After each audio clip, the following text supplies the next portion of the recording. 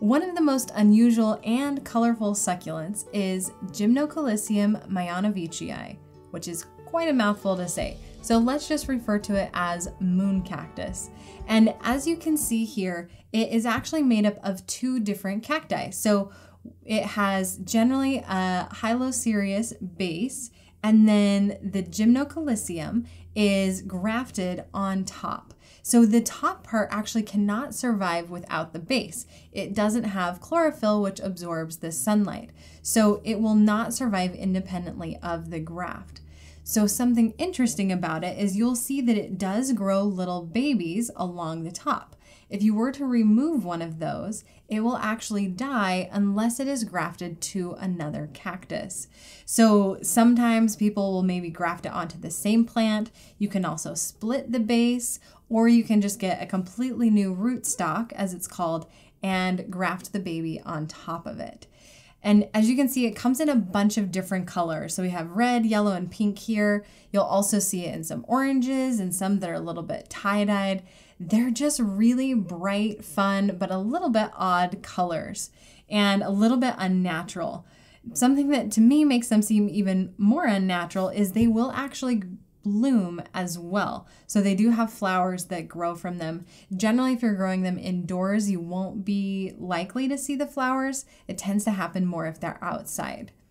Now, whether or not you're growing them outdoors or indoors, you'll want to make sure that they get bright shade. They are not going to want to be in direct sunlight, which makes them a good grower for indoors. You can just place them by the brightest window of your home, and you don't even generally need to supplement with a grow light.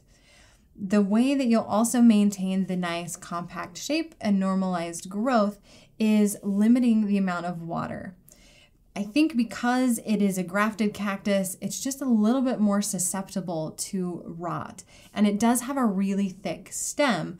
And generally succulents that have a thick stem or really thick leaves don't need as much water.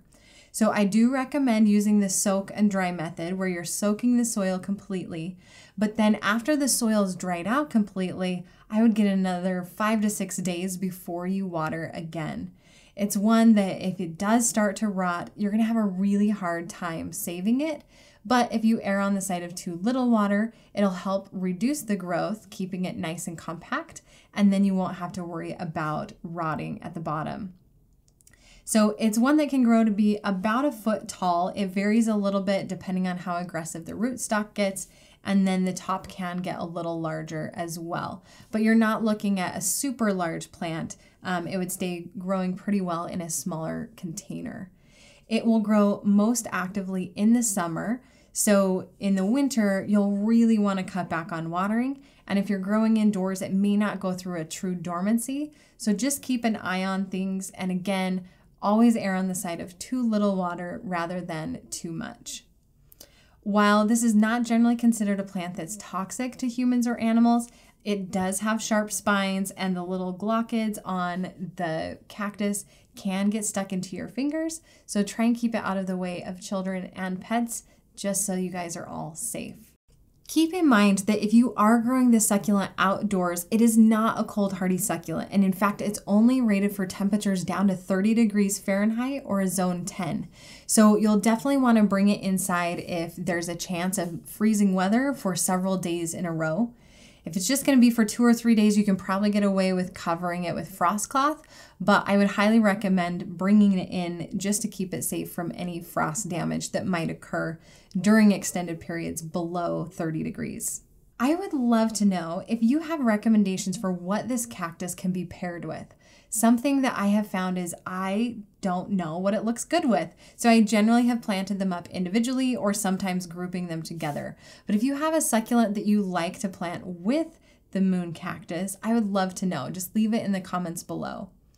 Thank you so much for watching, and if you liked this video, be sure to give it a thumbs up, hit subscribe, and share it with all of your succulent and cactus loving friends, and we'll see you in the next video.